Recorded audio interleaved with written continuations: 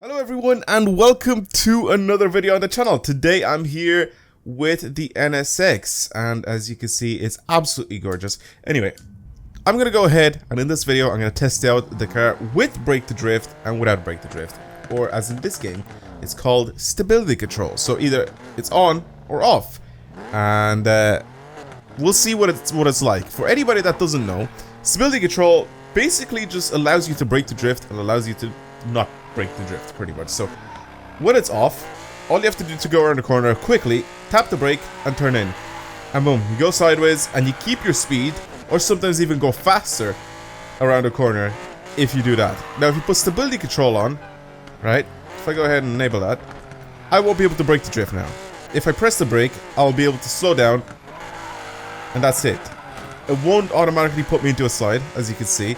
All I have to do is tap the brake, doesn't do anything, right? If I tap the brake, turn, does not do anything. If I do want to do any sort of sliding, I'll have to tap the handbrake to do so, just like that. And then only then I'll eventually start going into a slide. So I'll go ahead and I'll show you guys how bad it is to drive with the stability control on, because it's technically not even called stability. It shouldn't be called stability control, right? It should be called stability control. It should be called brake to drift. That's what it should be called. I think that's what it was called back in Need for Speed 2015 as well, and that's what it should be called here as well. So I'm gonna go ahead, set a time with this thing on the hyperspace circuit, and I'll show you guys what it's like with brake to drift on, and then I'll go ahead and turn it off, and we'll set another time, and we'll see how much faster it is with brake to drift on, because it's just unreal, and I don't see why this is even an option in the game. Like, why? So let's head over to the thing. Nothing else changes though. Like, stability control legit just changes the way brake to drift works, and that's pretty much it. I haven't actually driven since the very start of the game with stability control on, so with the brake to drift turned off. So I haven't actually driven with this setting on. It's so weird because it's stability control on means brake to drift off, and then it's the opposite way around, so I get confused all the time. So I'm just gonna call it brake to drift, alright? Just gonna call it brake to drift. So without brake to drift, which is what I'm doing right now, so with stability control on, I don't know what it's going to be like. I don't think I've ever driven a car in the hyperspace circuit without it. So I can turn this corner kind of quickly, 130 something miles per hour, but that's where it kind of stops because I can't go faster. Whereas with brake to drift, I accelerate, and that's kind of why I talked about. Here I have to actually slow down a lot or else I smash off the wall. The only good thing about this car is that its acceleration is really good. I'm gonna start turning. Oh god, I have to actually brake.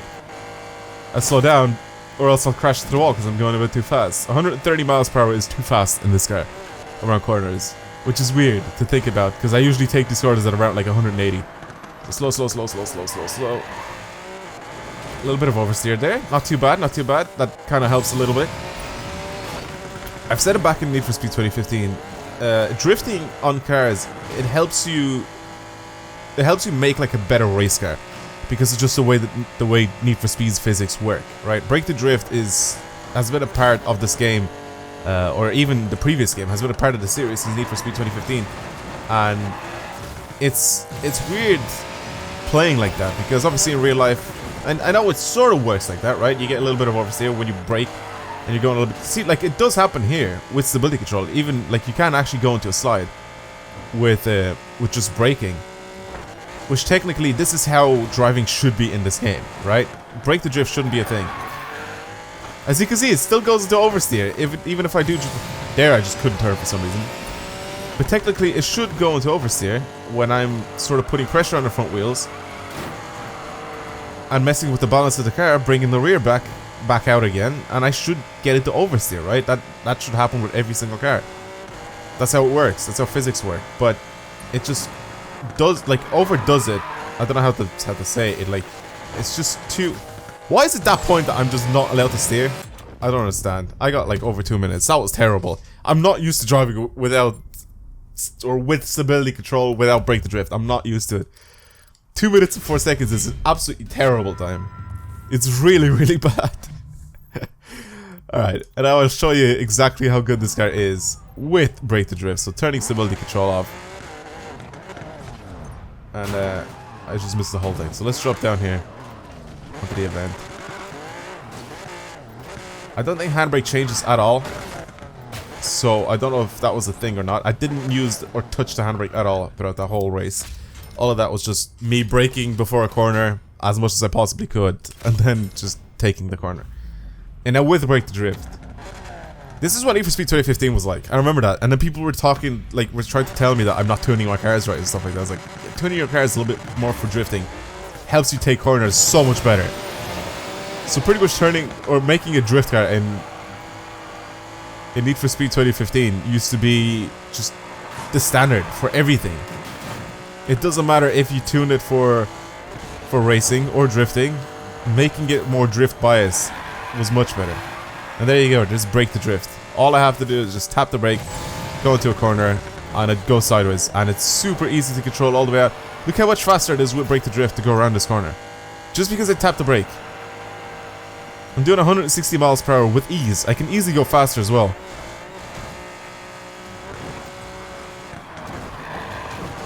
It's just the way the game works. Like, either you love it or hate it. Honestly, I'm not a huge fan of it.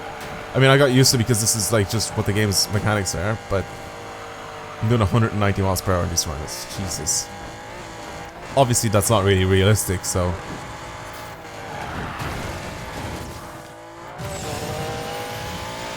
So yeah, but... There you go, almost 200 miles per hour in those corners. This is insane. I love this car so much. It drives so well.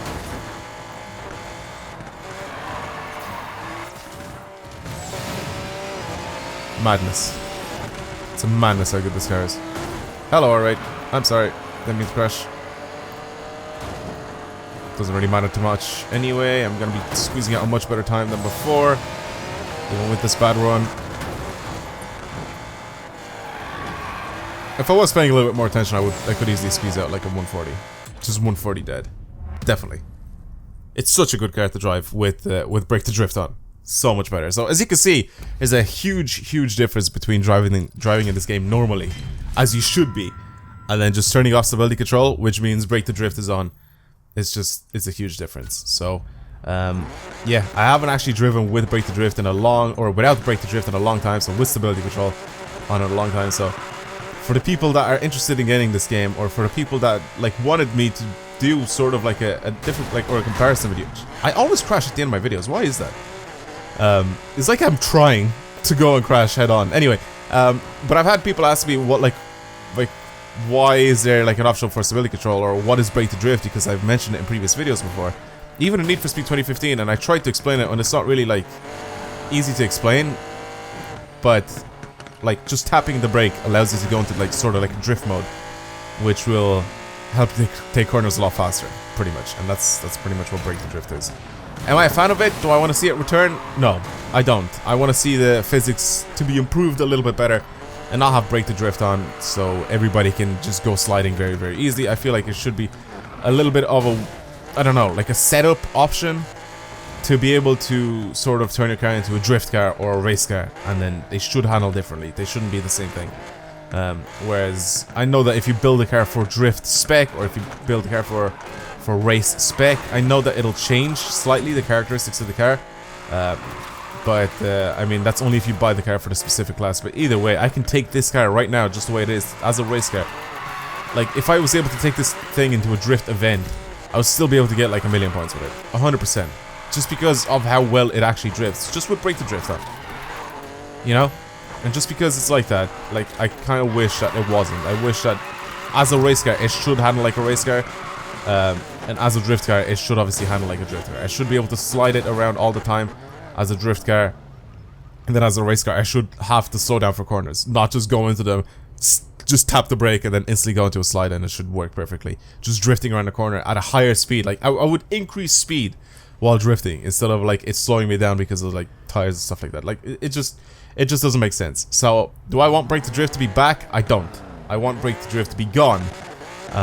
I don't mind it for drifting. I guess if it helps people drift a little bit easier in drift cars, as a drift spec thing, sure, keep it in. But for race spec cars, I think it should be completely removed. I don't think you should be able to to have cars do this because it's just unrealistic. And I know I'm talking about unrealism in a game that's very, very arcadey, but like, I feel like it'll be an improvement if they just remove it out of the game and they just sort of worked on the physics a little bit more.